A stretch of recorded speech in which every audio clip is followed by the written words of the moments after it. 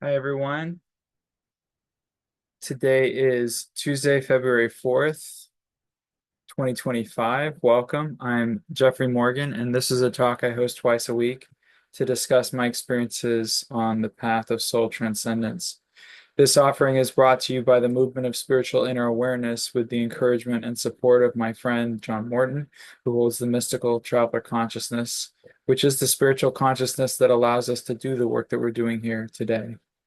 If you're new to the call, the format is simple. We'll start by calling ourselves forward into light, which is calling our awareness forward into the light of God that's already present. And then we'll chant three Anai hues. Hue is an ancient name for God, and Anai invokes a quality of empathy and compassion. And then I'm going to play a video clip from my teacher, John Roger. And then I'm going to do a reading from Meister Eckhart. And then we can talk about whatever you would like. So, with that, I think I will call us forward into the light, and then we can jump right into chanting Anai Hugh along with the track. So we can just close our eyelids and take in a deep breath. Beloved Father, Mother God, we call ourselves forward into your love, light, and sound, asking that the light of the Holy Spirit, the light of the Christ, fill, surround, and protect this gathering, everyone here, and myself, so that only that which is for the highest good will take place. At this time, we open ourselves to receive of the blessing that is present for us.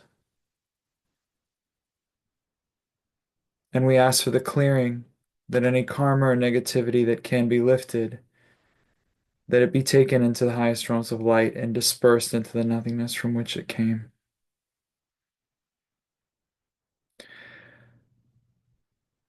We ask for the presence, the guidance, and direction of the mystical traveler and Christ consciousnesses.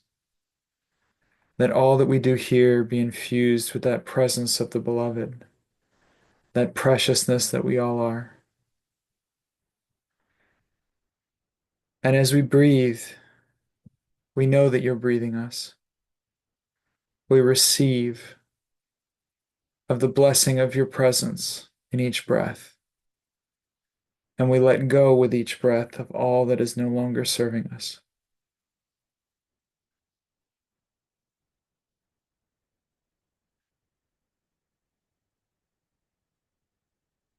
We see this light emanating from our hearts, connecting to all of those in this gathering, all of those we know in our lives, and connecting out all hearts on this planet, resonating like a choir of the Christ.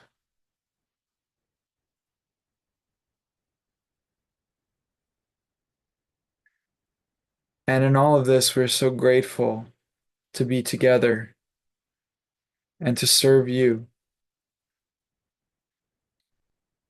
knowing that the blessings already are, and that above all, your will is done. And for this we give our thanks.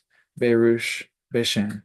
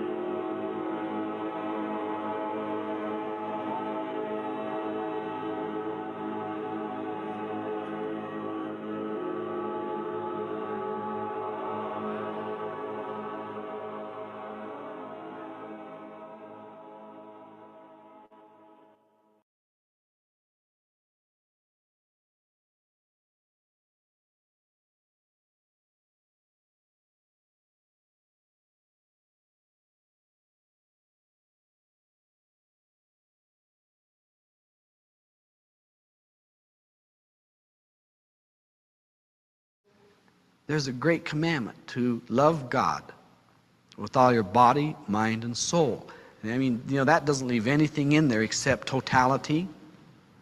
And then here was the real hook: to love your neighbor as yourself. So who do you love first? Your neighbor? No. You love yourself first. And when you're really loving, now does that sound selfish?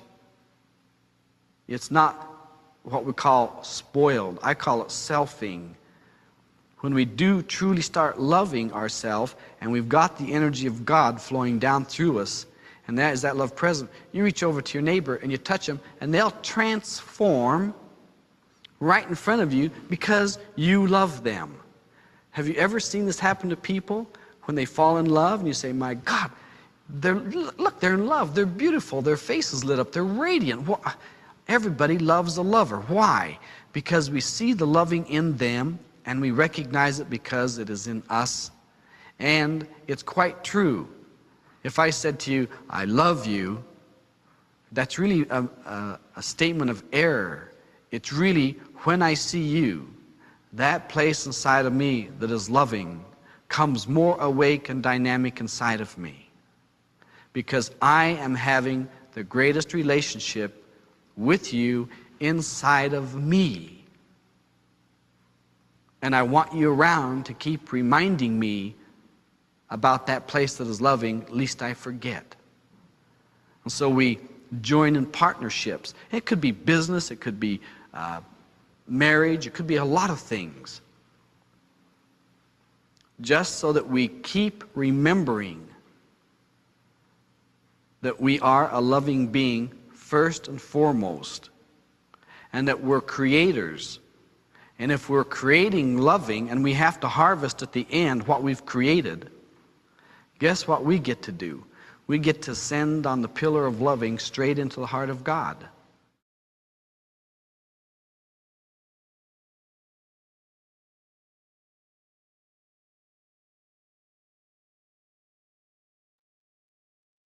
Okay.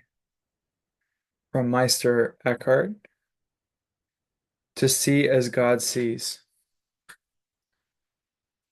It is your destiny to see as God sees, to know as God knows, to feel as God feels. How is this possible? How? Because divine love cannot defy its very self. Divine love will be eternally true to its own being, and its being is giving all it can at the perfect moment. And the greatest gift God can give is his own experience. Every object, every creature, every man, woman, and child has a soul, and it is the destiny of all to see as God sees, to know as God knows, to feel as God feels, to be as God is.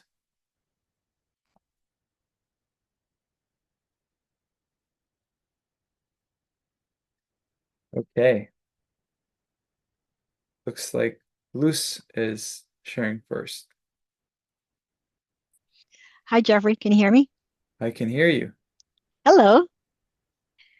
Okay, so my name is Luz, and I asked for the light, and I'm just reaching inside, trying to figure out how to handle and get through what I perceive as the law of reversibility, just visiting upon me in a really strong way. Just throwing things up from the past, from the long past. And as I go through them, it feels very real, like I'm not exactly going through exactly what I was going through in those past times, but there's feelings, there's thoughts, there's emotions, there's physical things that feel like I'm going through that. Even while there's a part of me that knows that it's a law of reversibility and it's like I'm given the opportunity to clear these things, but it feels scary because I don't want to have to feel that way. So it's like this tugging inside of me. And so yeah, I'm reaching out to see what you can share, what you can reflect back to me. Thank you. I'm just thinking if there's anybody on here who might not use the term law of reverse ability, I might look up just so I can see if I can find it. Oh, wow. In any case, just to put that in different words in case somebody listens to the recording who's not up on the lingo, law of reversibility is as we attempt to shift from a karmic pattern in our life and we attempt to exit that karmic pattern and we seem to be through the karma, we tend to be tested on a very specific rhythm to see if we really learned the lesson of that karma and see if we're really ready to be out of it. Is that your definition as well? Pretty much. It's been revisited. It's like, did you learn the schoolwork? To me, also, it's how many things that I leave open and unworked that somehow got attached and somehow attracted the situation to come happen so that I could complete that, whatever openings there were, that I may have left open at the time. Got it. Well, so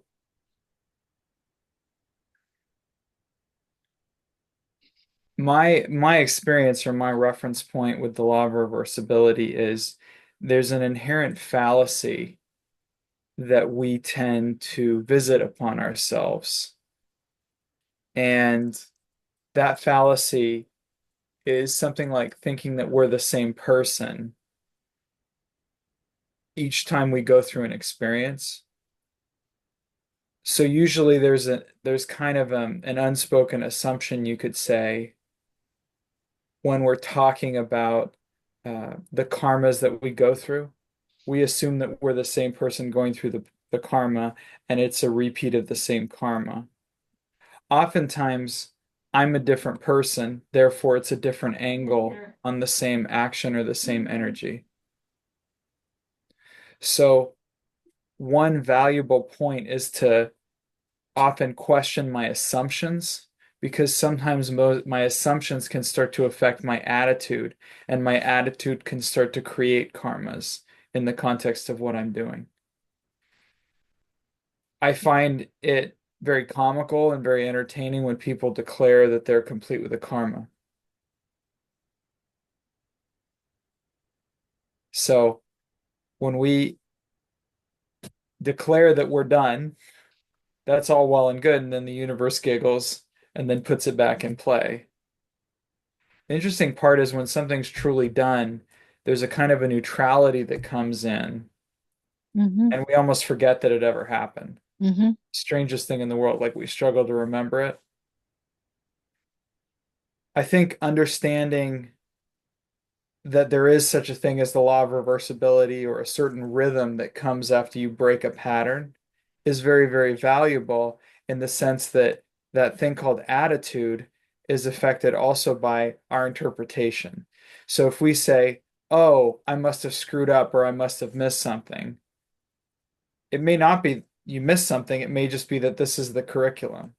I don't find that karma's so a lot of bigger pattern, behavioral pattern type of karmas in my life, they don't tend to exit in one fell swoop as much as I'd like them to. Like, oh, I broke up with this person. I'm never going to have this issue in relationship again. Thank God I broke up with this person. And then it's right there. It's a different version of the same thing with the next person. So oftentimes, karmas will not just simply snap loose. It'll complete when it needs to complete, and oftentimes that's something like um, almost logarithmic or like an asymptote. So it's kind of a gradual decay. Now that doesn't mean you're doing anything wrong because even you doing the karma wasn't wrong. It was simply what you were working with, which could be that you're completing an action that you had started at another time, or it could be that you're given the opportunity to break the pattern and it's one of those more, or it could be a lesson where your high self is trying to use multiple contexts so that you can internalize that learning. So experientially, there may be lessons to be learned in a given lifetime. And so what'll happen is you'll have a lot of different relationships and a lot of different contexts that tend to have the same theme. So the Mm-hmm. theme might be not valuing your voice. And over again, you have these experiences where you allow people to kind of step over you in conversation, or it goes on and on and on. And it's kind of all of these different signals coming from different angles to give you the same awareness that if you don't claim your space, it's not going to be given to you, that kind of thing. All of that can be part of the law of reversibility, but I think the one tricky part about it is we tend to think of karmas in a very linear way. I have this pattern. This one thing that I think exists, had this karmic pattern that I think works like this because I understand my karma and I want it to be different. And then it's like this. My experience is karma is a lot more complex than that. Mm-hmm. It's the eyes that are seeing it, it's the ears that are hearing it. It's all that. It's the whole apparatus of experience. So, all this to say, that all sounds great. And sometimes it's about zooming out and seeing that there's an even bigger lesson, or there's an even bigger awareness, or there's an even bigger knowing. Because at the How do you level, recommend I do that? well, the first is for me, it's letting go of the story. Because I've never actually found any value in the only time I found value in, oh, this is a law of reversibility, is a momentary wondering whether I'm just, yeah, I don't know, doomed or something. Or like, oh my God, I thought I was out of this karma. Did I just like completely backslide? And then it's like that reference point that John Roger gave, law of reversibility, comes back in and I go, oh, okay. No, there's no problem. This is actually part of the normal decay of a karmic pattern as it leaves my life. So that's great. Mm. And then you go back to the next thing. But I've never seen any value in strategically going, oh, this is the law of reversibility, therefore I should do this and control that and control this and control that. Because my mind is part of that karma. My own perception is part of it. So it's for me, it's very useful to internalize the fact that there's no need to judge myself. So that part's really valuable. But then I just go back to loving and serving the one in front of me and clearing whatever comes forward. You talk about, do I have openings? Openings to what? See, To negativity that connected with recent experiences. yeah, but at the level of the mystical traveler consciousness, is there really any negativity, positively, right or wrong? It's just experience. At the level of your soul, it's just experience. Everything becomes very lovable. Me complaining about this or me, it's all funny in a sense. I guess part of it is, as I hear you talk, is that what's keeping this possibly longer for me than it needs to be is that I'm judging myself because I judge myself so Bingo. much in the past Yeah. that just seeing myself feeling and thinking these things is like, that's not the me I want to be right now. Do you know, if we could see the full picture from a systems perspective, from a karmic perspective, from a destiny perspective, most of the time people really couldn't do better than they did. It's like when John Roger would say people do the best they can with what they know. That includes you, by the way. And what they know is their karma. So what I'm we always have the opportunity to seek the highest good of all concerned without really knowing what it is. We don't really know what the highest good of all concerned is, but we know what the intention of that is. And we do the best we can with what we know. But we create these mythologies in our mind that say, oh, this happened this way and it shouldn't have. And if it hadn't happened this way, it would have happened this way. And if it had happened this way, then it would have been better. And then I would have been a happier person and had more money. That's not actually how things work. There is a field of possibility. There is a field of probability. There's a field of choice. But if you understood, I mean, just think about how many microscopic things had to go right in the first, I don't know, billion years of this rock in order for us to have life on this planet. You're telling me that in your life, you're that unique case that could have been different, that isn't, that is somehow outside the field of that. Mhm. The world has a karma, and we have the privilege of participating in that action. It's not right or wrong, it's not good or bad. It is what it is. Our opportunity spiritually is to understand that the dead bury the dead, to understand that the karma of the world will be served, and it needs to be served. And that includes your body. That includes, you know, all those people who had to live in Pompeii when it blew its top, or Herculaneum, or whatever it was, when Vesuvius blew its top. All of that needed to happen to fulfill an action. What isn't necessary is for the soul to continuously transmigrate and to not claim its birthright in the ocean of love and mercy. So to me, the grace is being able to experience soul awareness in this lifetime, to die while living, to know the transcendence into spirit while we still have a body. And then we just walk through our life and we watch that happen, and we do it with as much loving, as much devotion, as much kindness, as much flexibility as possible. And part of that kindness and flexibility is all the different parts of you that are not very mature, that get really competitive, that get very angry, that do all of those things. That's actually the point. You are there to love and support them as much as you're there to love and support anybody else. And absolutely, judgment will prolong a karma. I can't tell you how many times. I'll tell you one time I was working. See, I do most of my most fun and difficult karmas professionally. I was once working for this German company, and it was like the first one of my first jobs out of law school. I didn't have a lot of opportunity. And so I was very, very grateful to have the pay because it was like the first living wage I'd ever had. Everything else was like I could barely live on that. But working for a German company meant I needed to join board meetings sometimes in Switzerland in the middle of the night. And then eventually I had to fly over. I was told to come to Heidelberg, Germany for 3 days. So I had 3 days worth of clothes. I ended up staying there for like 2 weeks.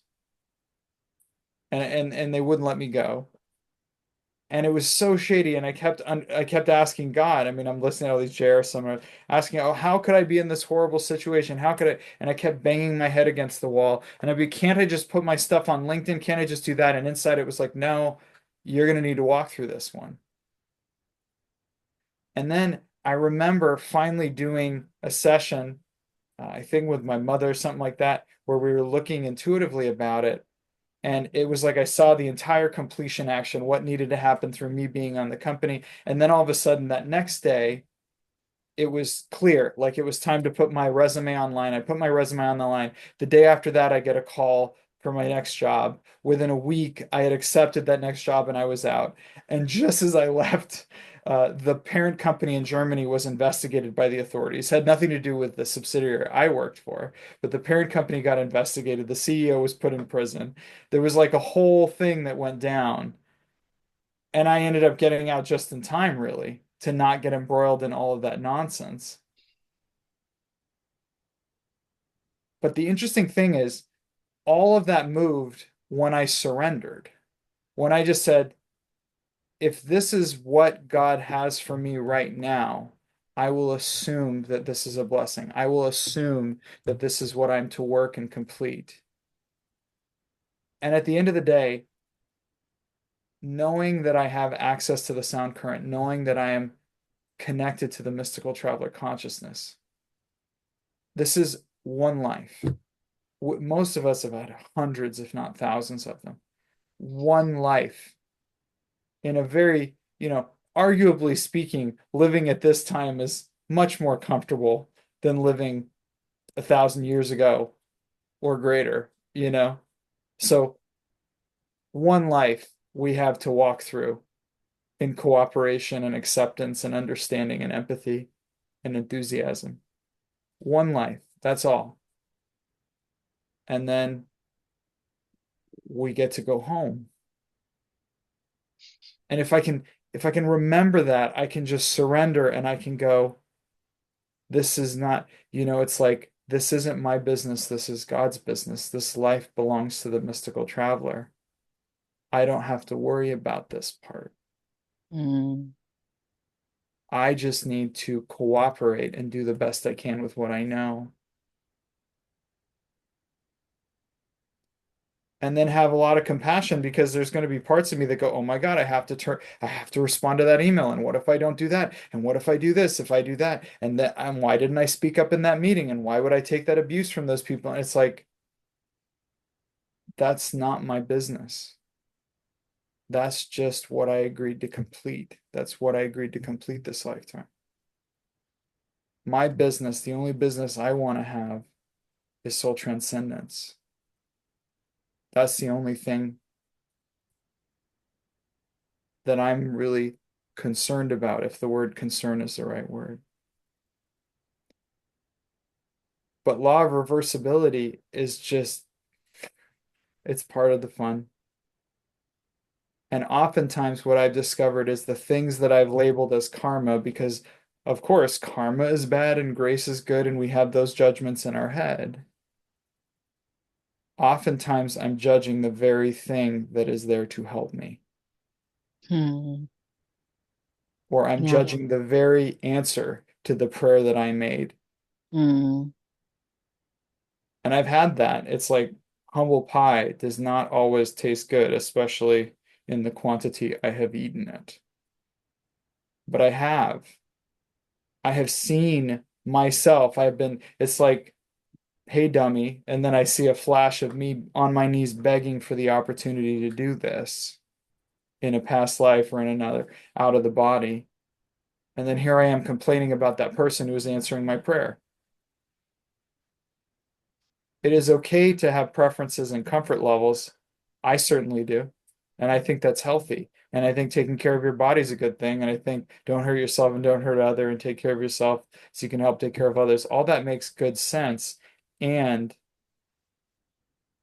we put a lot of pressure on ourselves thinking that we're in control.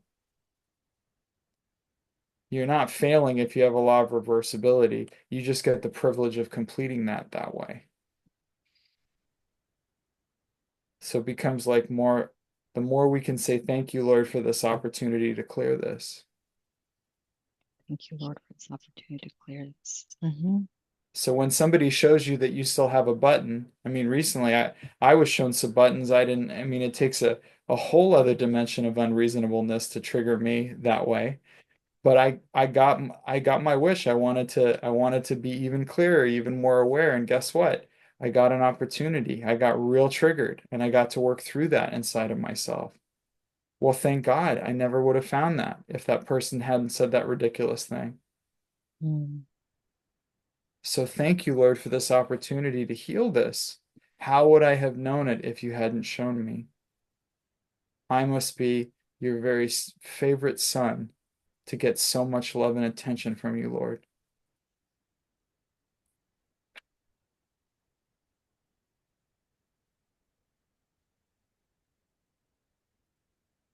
Thank you, Jeffrey. God bless you.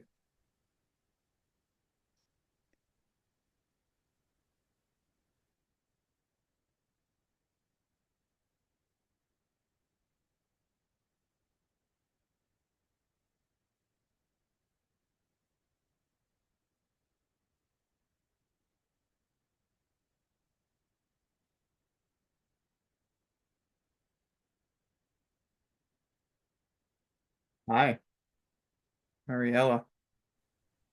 Hi, Jeffrey. Hi, everybody. If I, well, first of all, I want to ask everybody to, and I know that we've been doing this individually and collectively, but to keep sending the light to all the areas where wildfires had been affecting so many people. Yesterday, I was coming back from Santa Monica and PCH was open, and there was nobody going north to Malibu, and I, I was I was in tears of seeing the destruction, and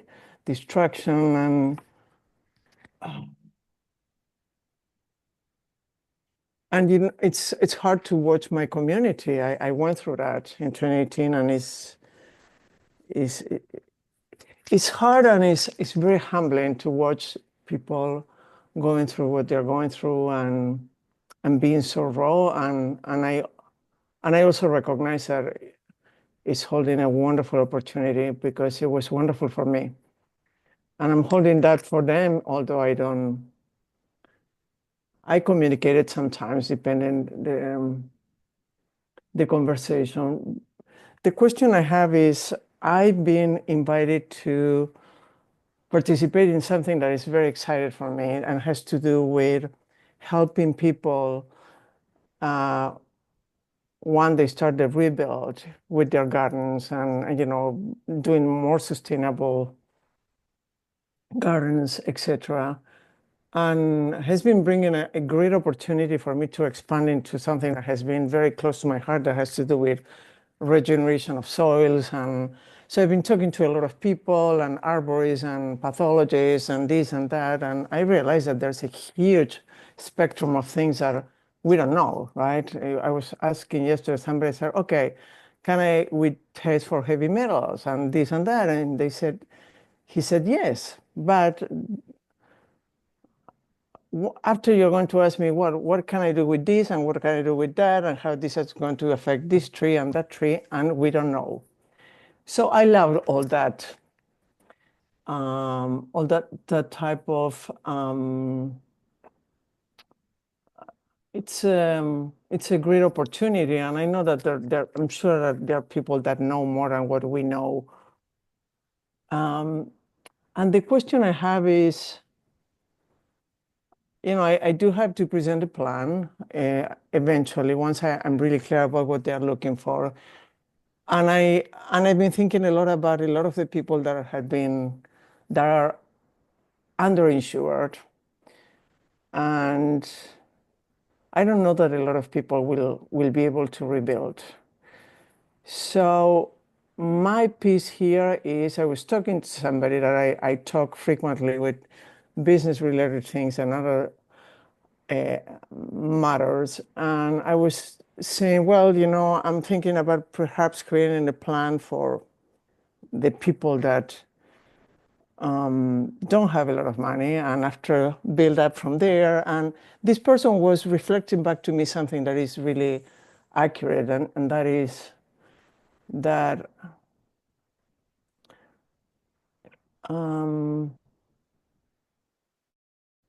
it's not that I don't think about myself. And the truth is that I lost 70% of my business with this fire because my biggest clients were in the Palisades. So financially, I'm in a very vulnerable place right now, and makes me very uncomfortable, to say the least.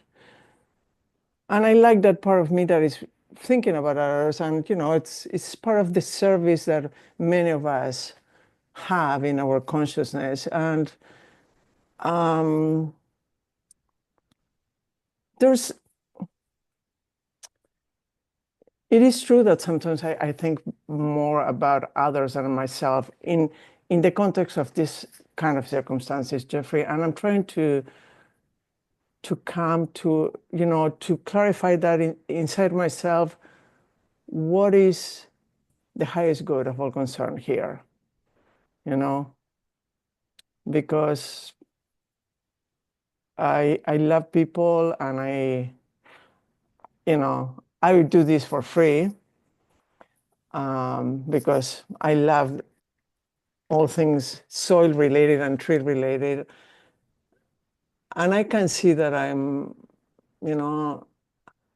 I don't put myself first. I'm not thinking about my situation first.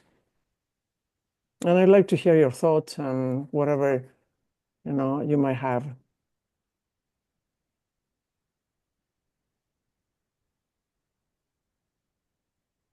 Yeah, I heard everything you said. Are you looking to have freedom from your worry, or what is your intention?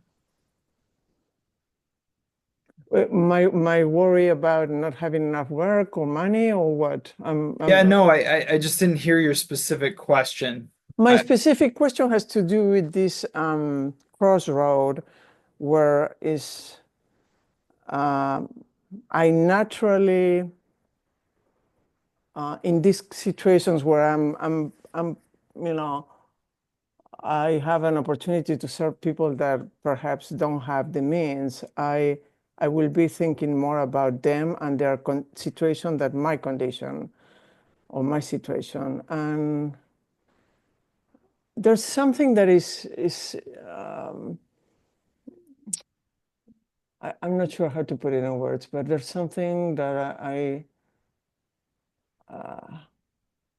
is not really balanced in the giving and receiving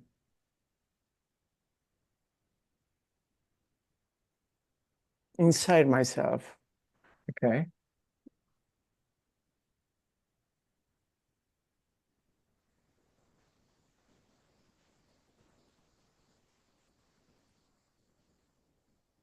I'm sorry, I still didn't completely understand the question. I have this conflict about, um, when it's take care of yourself so you can help take care of others, right? Uh-huh. And sometimes, in this situation in particular, it's like, okay, um, I might present. I can do this in so many ways, right? I can focus on different, uh, you know, homeowners that have different needs or different abilities. But I don't know how to put it in words. Yeah, it's What is the When you go inside, what are you called to do? Not what do you think you should do, but what are you called to do? well, what I'm called to do is to do, to give, not with restrictions because people cannot pay it enough.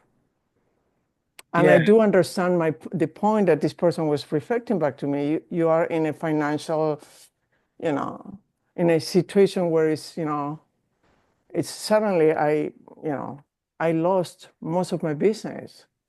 So I understand her point, and I also understand mine. And it's like, I don't know if there's a conflict I think it's a here. question of where your reference point is. It's a Because question of what? where your reference point is. Because my experience is when we go out and give conditionally, Right, meaning I give so that I will receive in kind, and I'm very transactional, I limit my receiving to the level of my totally. defined giving. If I go out with unconditional giving but conditional receiving, meaning I'm not comfortable getting this from this person or that person, and I have rules about how I get paid in the whole thing, then my giving is limited because the two are connected. Right, For me, the key is number one, always know who I'm working for and who is the ultimate giver and receiver. I work for many, many people, but ultimately I only right, work for God. right. I give to many, many people, but ultimately I only give to God. And I receive from many, many people, but ultimately I only receive from God. If I Yeah, want to experience God consciousness, I need to have unconditional giving and unconditional receiving. And I need to let go of the stories that people tell. Because if you think about it, when somebody says, oh, all of your business a substantial portion of your business went away with that fire. That person's claiming to know what your business is. But if your business is God's business, is that limited? That's right. I look at the way that energy exchange works. So I say all of that to say I've seen blocking on giving and receiving, and it hasn't worked. Right. Now, I've also seen instances where I haven't charged enough money, and that creates an energetic imbalance. Right. In some schools of thought, they call it the law of Amra, Mm-hmm. AMRA. Yeah. Yes. Yeah. So essentially, what we should strive for in our physical action on this planet is creating as little karma as additional karma as possible. Correct. This ideally is a process of completing, not a process of generating additional karma, if we can help it. And luckily, we have the assistance of the mystical traveler consciousness because we're all stupid a lot, which is great, which is part of the fun of being human. But what I found is if we give and create an imbalance in that giving, or like for example, if I when I don't charge, if I check inside and I don't listen, and I create an imbalance in my basic self, say, Right. my body will usually tell me what I'm supposed to charge people. If I accept, and it's like people also accepting a job, if there's an imbalance, you will know there are feedback mechanisms. You get Yes. tired, you get whatever, and you go, oh wow, it's not clear to do this work. And guess what? What I found is if I undercharge, the energy won't flow. The person won't get the value from the service. I will create a karmic debt or an imbalance with them. So create a Mm-hmm. karma for them. In Hasidic traditions, they call it even the bread of shame curse. If you give somebody more than they could ever repay, you've given them, they call it the bread of shame.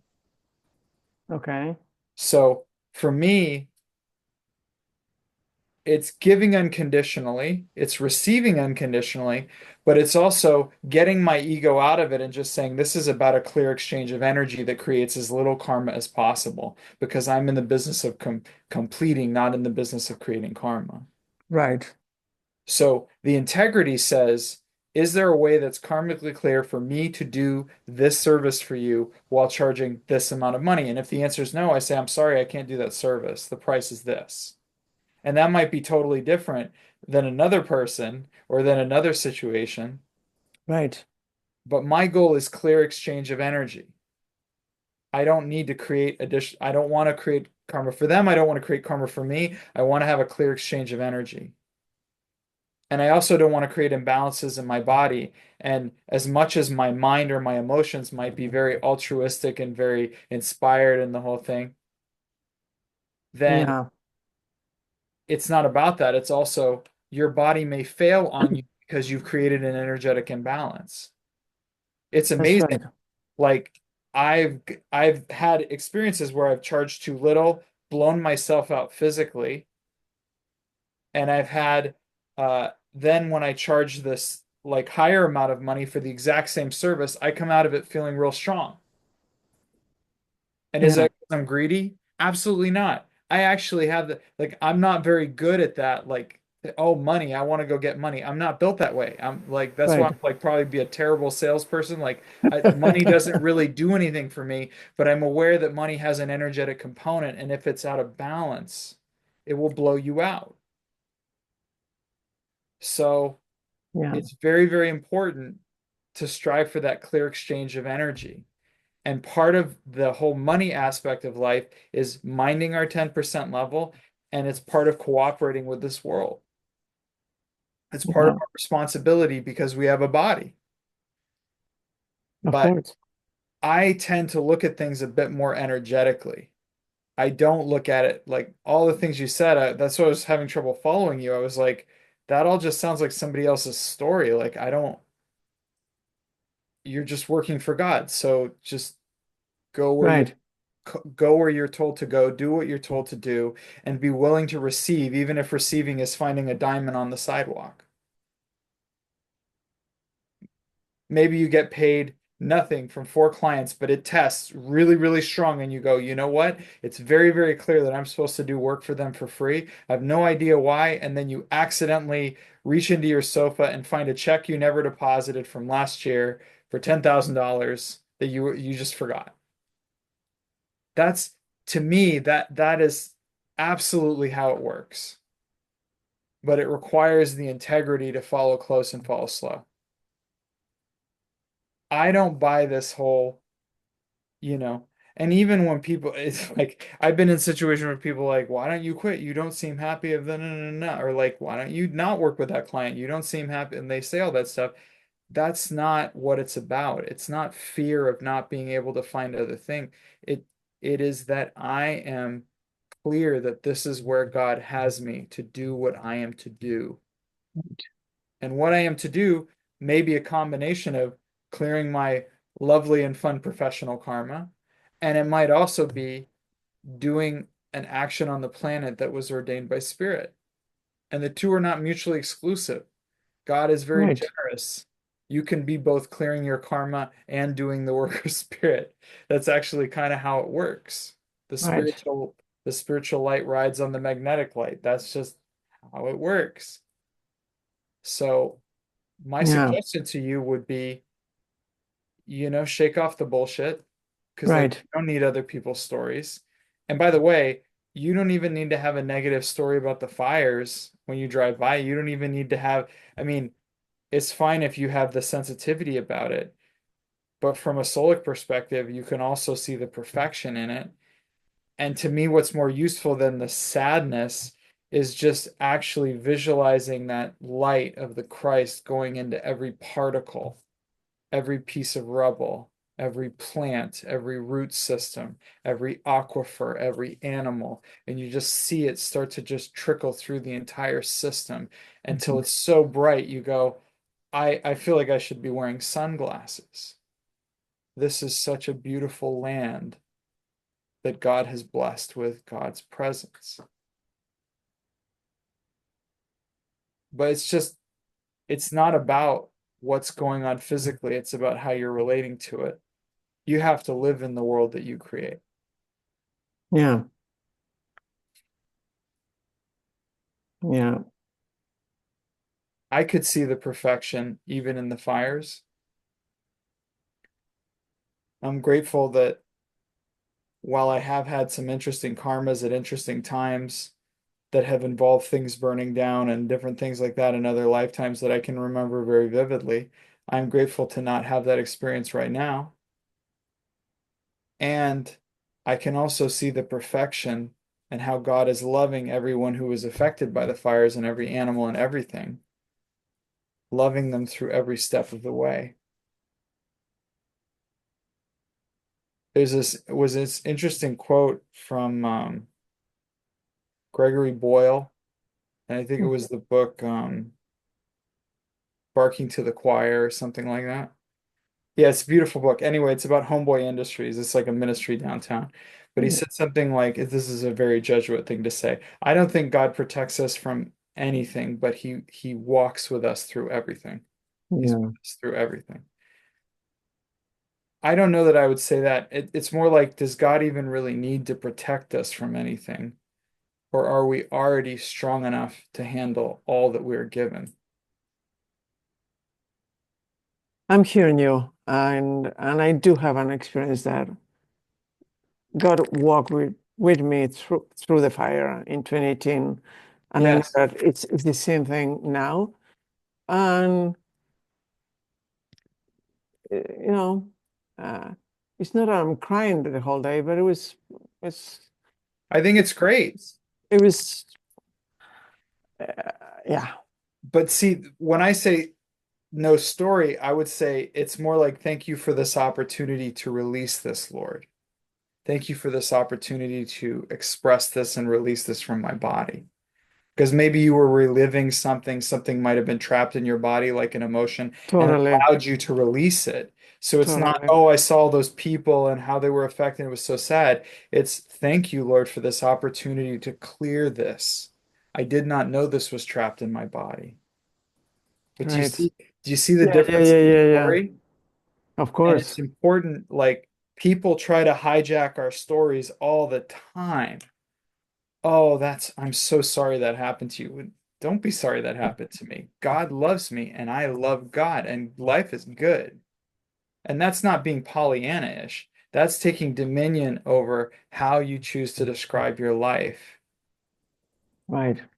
Thank you for that.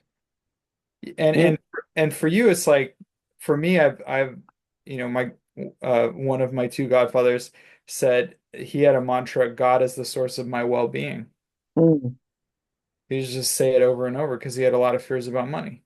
God is the source of my well-being over and over again. Or you could be like Florence Scovel Shinn, God is my unfailing supply and large sums of money come to me under grace, quickly under grace and perfect Yeah. ways. You know something that I recognized while you was talking, that part of this conflict that I created had to do with the fact that thinking about those that, you know, might have a hard time rebuilding, I move into sympathy. And, rather than staying in a place of empathy and the neutrality of the experience and the acceptance of the experience. So that's, I think, that when I created the opening for this conflict, that, yeah, it was inside myself. Thank you.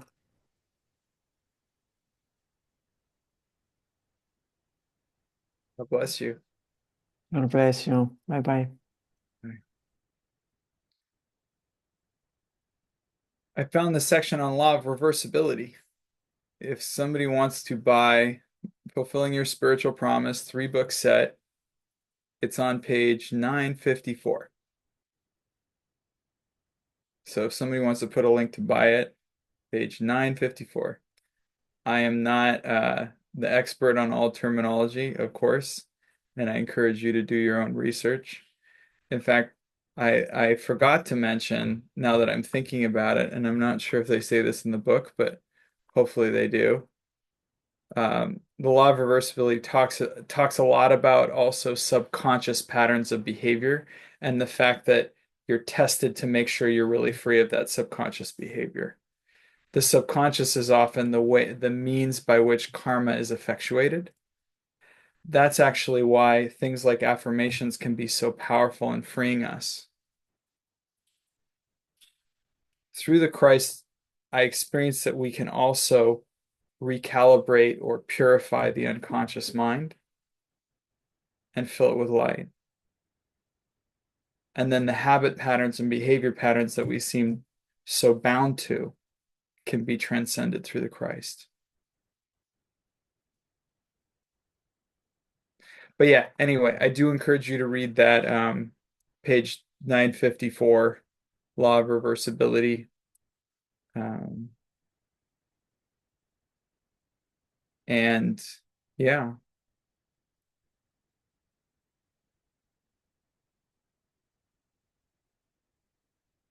there you go. It is now 7:27, so I think we're gonna call it a night. God bless you. I love you. The blessings already are. Thank you. Thank you, Jeffrey.